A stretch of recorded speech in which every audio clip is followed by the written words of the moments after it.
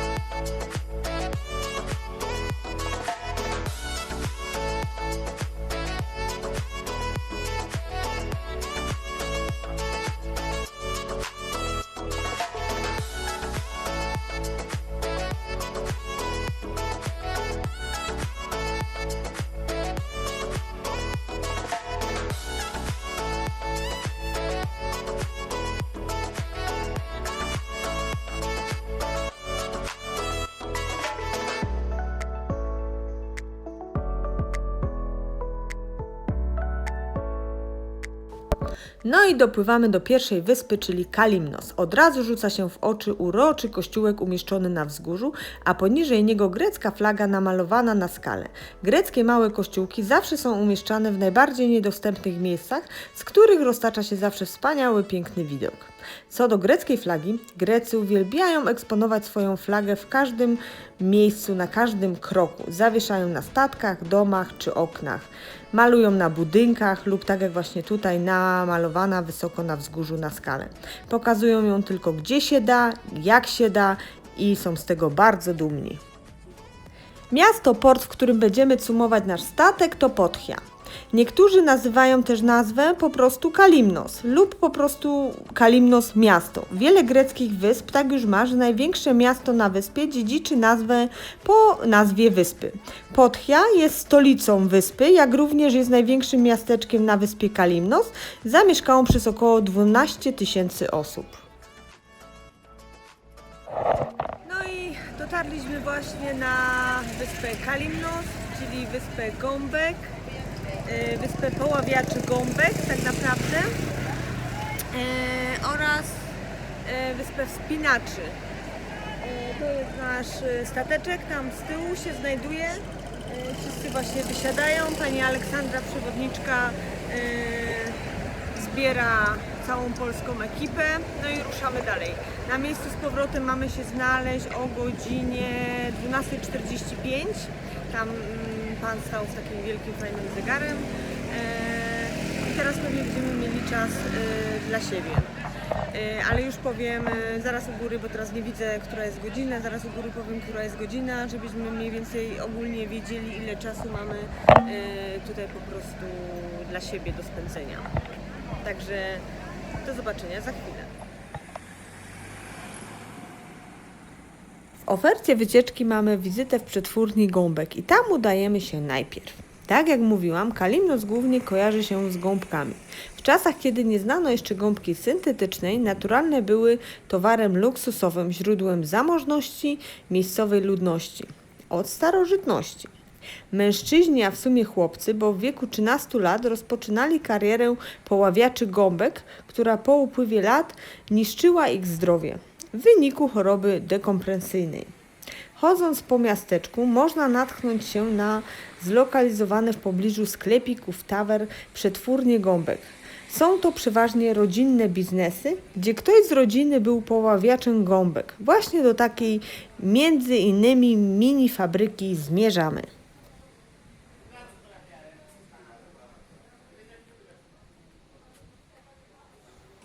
Możemy tu zobaczyć wiele pamiątek poławiaczy gąbek. Są to elementy, wyposażenie łodzi, osprzętu do nurkowania czy wyjątkowo dużych okazów gąbek oraz różnorakie muszle i wykonane z nich biżuterię. Zobaczcie sami.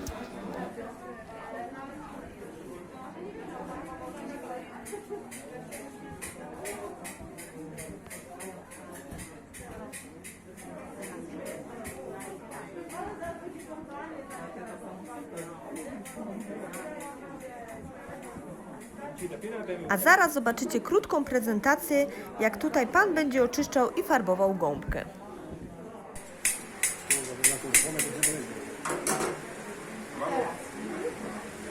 Teraz pan wrzuca taką gąbkę do roztworu specjalnego. Jak my farbujemy włosy, tak można zafarbować gąbkę. Proszę. Najpierw wygląda tak.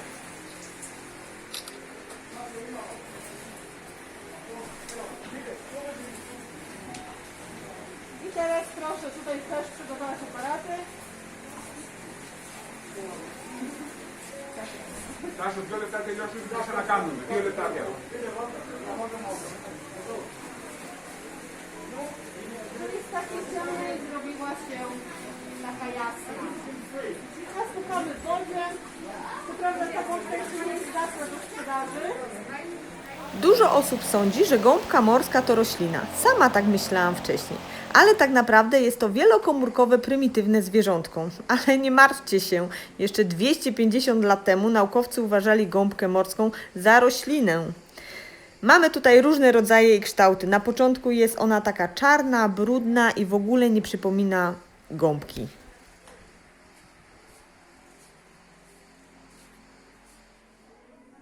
W tej oto przetwórni gąbek jest również mini muzeum. Za dodatkową symboliczną opłatą 1 euro można zobaczyć, jakiego sprzętu używali poławiacze gąbek w przeszłości. W celu zejścia na jak największe głębokości poławiacze gąbek przywiązywali sobie do pasa kamienie, aby się wspomóc zejść jak najgłębiej. W późniejszych czasach zaczęto schodzić pod wodę w prymitywnych kombinezonach z przypiętym wężem do oddychania oraz w hełmach z brązu.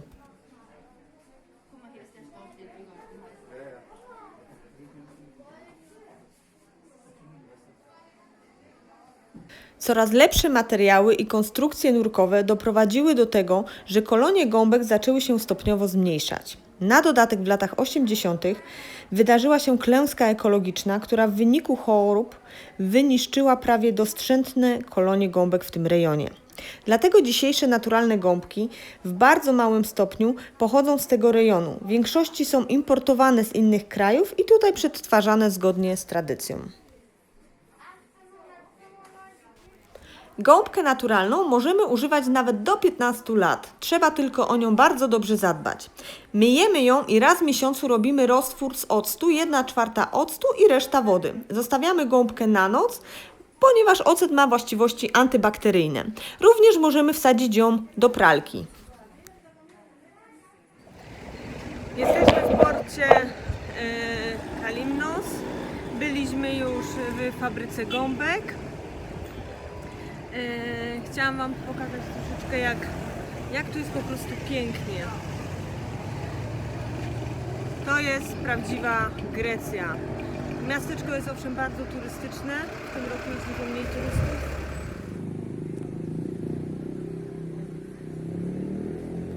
Zmierzamy teraz na posiłek, ponieważ jest on wliczony w programie wycieczki. Nie spodziewam się czegoś wyjątkowego, ale fajnie, że jest. Możemy zaspokoić swoje żołądki na jakąś kolejną część dnia.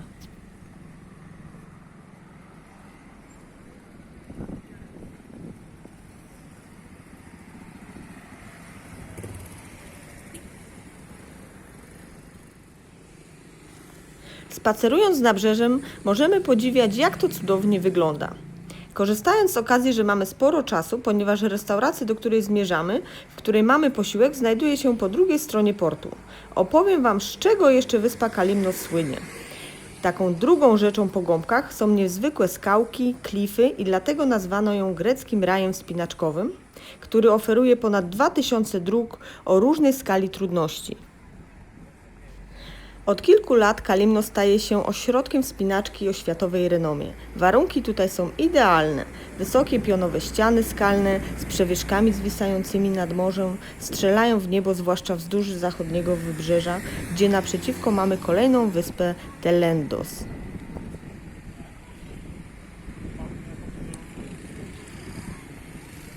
Po drodze mijamy też oficjalne muzeum morskie, w którym jest o wiele więcej różnych eksponatów, ponieważ to malutkie, co byliśmy wcześniej, to takie bardziej rodzinne muzeum.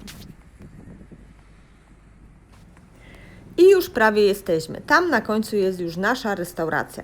Jak widzicie, tutaj wszędzie wcześniej pustki. Grecy nie uznają pory obiadowej, oni w tym czasie albo śpią, czyli mają tak zwaną siestę, lub odpoczywają gdzieś w kawiarniach przy kawie frappe.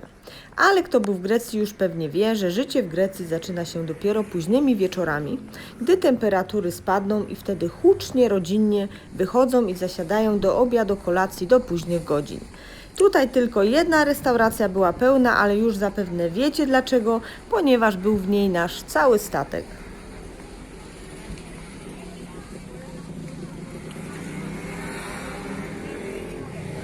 Jesteśmy już po posiłku, tak jak się spodziewałam, nie był to typowo grecki posiłek, raczej wersja pod turystów, no ale warto to docenić, gdyż było wliczone w cenę i nie musimy myśleć o jedzeniu, gdzie się zatrzymać, co zjeść, zwłaszcza gdy podróżujemy z dziećmi. Tutaj akurat mijamy pomnik upamiętniający wszystkich poszukiwaczy gąbek, których zabrało morze. Tak jak już mówiłam wcześniej, ta praca była bardzo niebezpieczna. Często zdarzały się przypadki utonięć w morskich głębinach.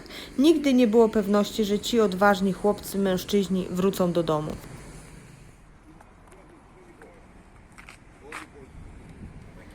I jeszcze raz tutaj widzimy grecką flagę namalowaną na skale. Malowanie domów w kolorze biało-niebieskiej barwy było formą manifestacji przeciwko tureckiemu, a później włoskiemu okupantowi.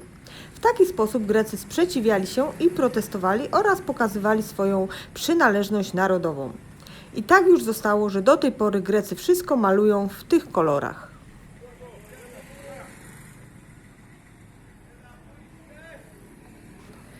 Chcę Wam jeszcze coś pokazać. Widziałam to już idąc do restauracji, ale bardzo mi się spodobało. Zobaczcie, takie stragany przy samej dosłownie ulicy. Nie musimy wysiadać z auta, wszystko na motorku. Podjeżdżamy, kupujemy, odjeżdżamy. Co krok spotykamy właśnie sobie takie stoisko, gdzie lokalni sprzedają lokalne produkty. Rewelacja.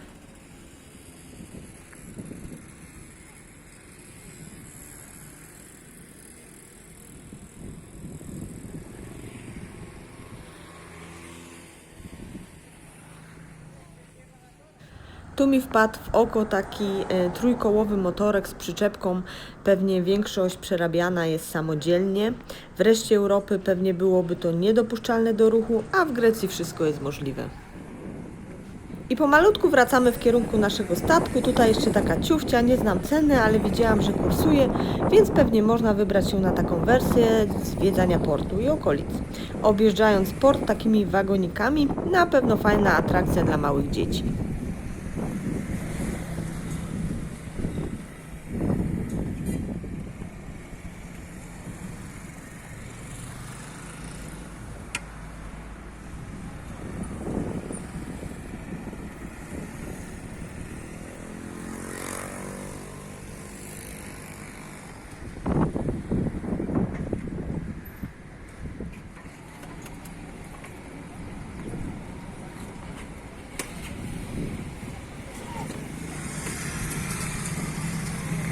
To już tak z daleka, ale widać na stoliku wystawione alkohole na zachętę dla turystów. My nie mamy czasu, ale w taki upał chętnie wypiłoby się greckiego zimnego mytosa. To takie najpopularniejsze greckie piwo, jeżeli ktoś nie wie. Jest wyspa Kalimnos, jest oczywiście wyspą turystyczną. Poza sezonem się tu nic nie dzieje. Ta wyspa żyje również tylko z sezonu oraz gąbek, które tam wcześniej już widzieliście. Jest to ich skarb. To jest tak jakby wszystkie gąbki, które się wyłowi wcześniej, zostają one później przywożone tutaj na wyspę Kalimnos. Ja nawet nie miałam szczerze pojęcia, że gąbka to nie wiadomo, nie wydobywamy gąbki, ale nie miałam pojęcia, jak ona się tak naprawdę, jak ona się robi, skąd to się bierze. To są tak naprawdę takie zwierzątka. Jakiś miks, to w ogóle nie, to na początku w ogóle gąbki nie przypomina. I w całej tej fabryce wszystko się tam dopiero przerabia. A tutaj mamy pomnik greckiej bogini zwycięstwa Nike. Charakterystycznym jej znakiem rozpoznawczym są skrzydła. Takie pomniki często były stawiane jako uhonorowanie, upamiętnienie jakiejś bitwy. Takie fajne małe pamiątki jeszcze. Moja córcia musi wybrać coś dla swojego dobrego kolegi. Statkiem parkowaliśmy tam, a te pamiątki mamy tutaj. Na wyspę Kalimnos dopłyniemy oczywiście promem, statkiem czy z jakąś wycieczką. Wyspa ma małe lotnisko, które zostało ukończone w 2006 roku, ale są to tylko loty regionalne. Nie dolecimy na wyspę z Polski, ani z Anglii, Irlandii, Szwecji, Szwajcarii, tylko loty regionalne, czyli pewnie Ateny, Saloniki, Korfu, Rodos, Kos, także to będą tylko takie małe loty. Ostatnie chwile w porcie dzieci wypatrzyły rybaka, co oczyszcza sieci i dokarmia resztkami inne rybki. Co kawałek widzimy przepływające jakieś małe ławice z rybkami.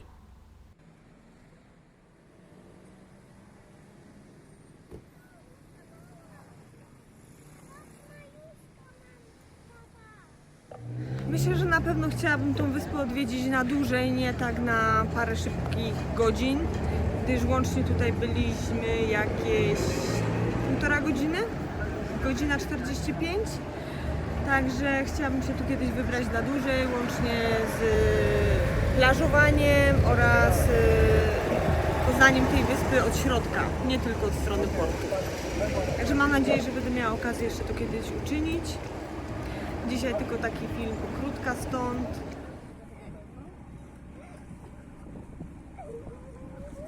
Mamy już na statku komplet, wszyscy dotarli z powrotem. Opowiem Wam, jak to dokładnie się odbywało. Także wychodząc ze statku, każdy dostawał taki ala plastikowy bilet. Wracając później musieliśmy go oddać. Następnie było przeliczanie biletów i sprawdzanie po prostu, czy wszyscy są. Teraz wyruszamy na kolejną wyspę Plati. Także płyniemy!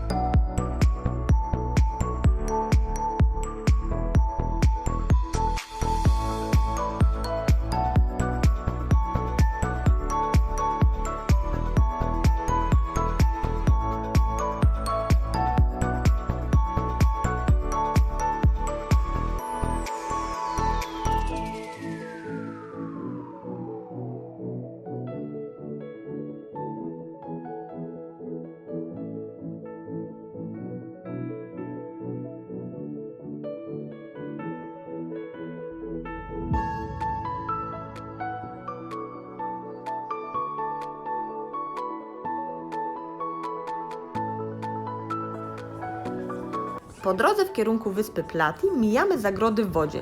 Hoduje się tutaj ryby, które później trafiają na stoły w lokalnych tawernach.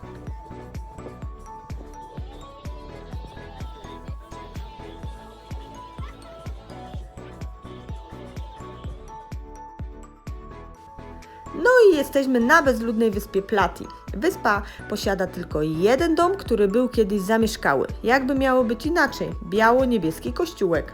Akurat nasza wycieczka nie schodzi tutaj na ląd, ale zatrzymuje się w pobliskiej błękitnej zatoce na popływanie, skoki do wody oraz dla chętnych, kto dopłynie do brzegu na plażowanie. Popatrzcie.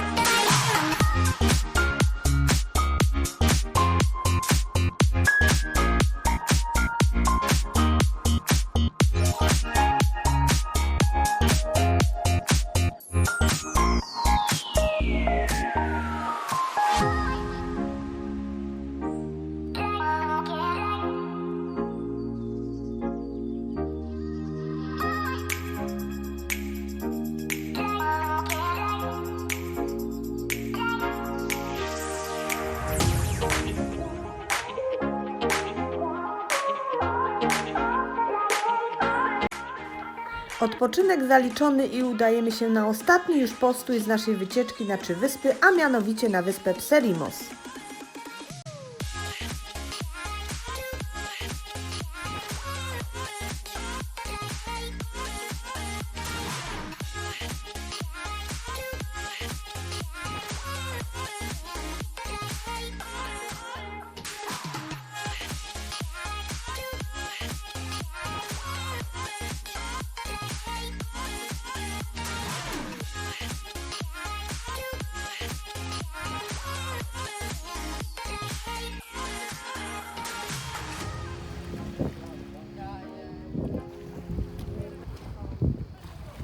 No i dotarliśmy. Wyspa Pserimos jest to malutka wyspa, która głównie utrzymuje się z turystyki. I to z takiej chwilowej turystyki.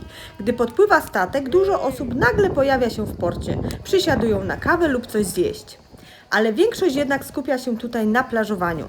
Zakupuje jakieś pamiątki, jak na przykład przyprawy od lokalnego takiego pana. Na wyspie tutaj, czy na Kalimnos, często można było zauważyć starszych mężczyzn o kulach. Przychodziliśmy koło takiego dziadziusia wcześniej, który sprzedawał lokalne przyprawy, jak na przykład oregano. Prawdopodobnie jest on byłym poławiaczem gąbek. Długotrwałe nurkowanie na bezdechu bardzo często kończyło się powikłaniami zdrowotnymi związanymi z niedokrwieniem kończyn. Smutna historia, ale niestety często tutaj spotykana.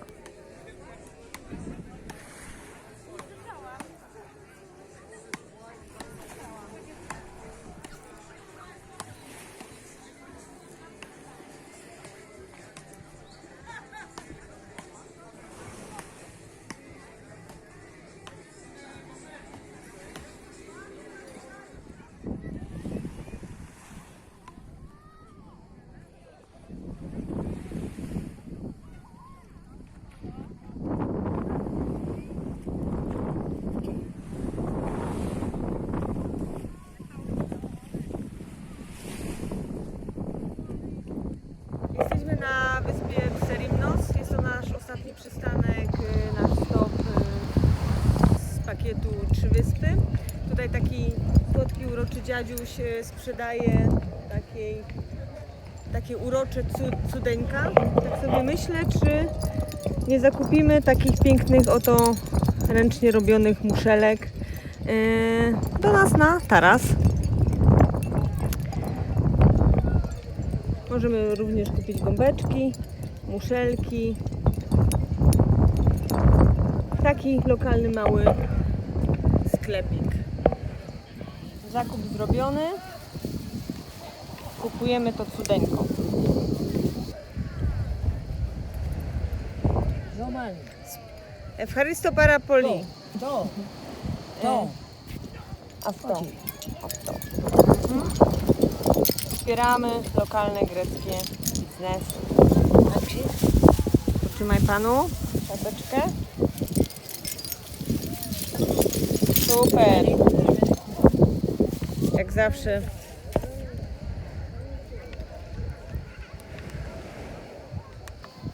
Od lokalnego Greka nie odchodzi się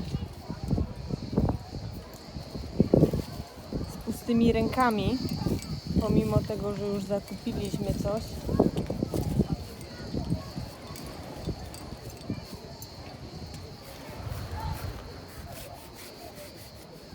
Co to będzie? Gąbkę już mamy.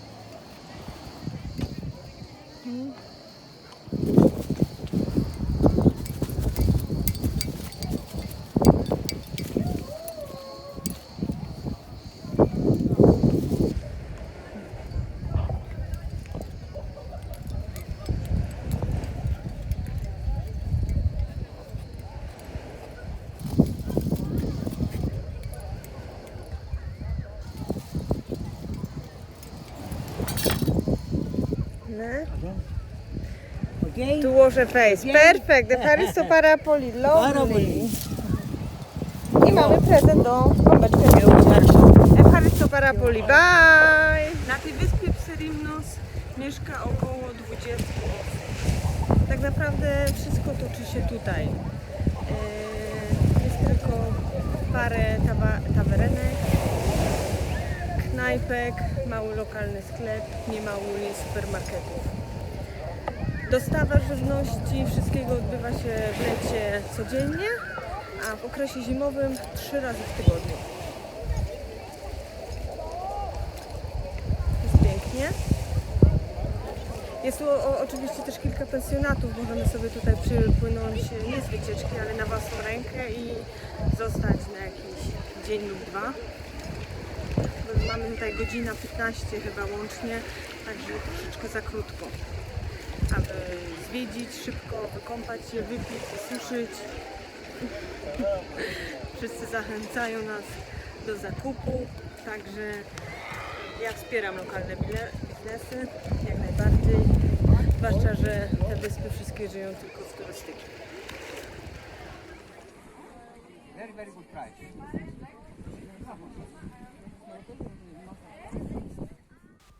Kalimera Pserimos, czyli Dzień dobry Pserimos. Taki napis tutaj widzimy na tym budynku pięknym.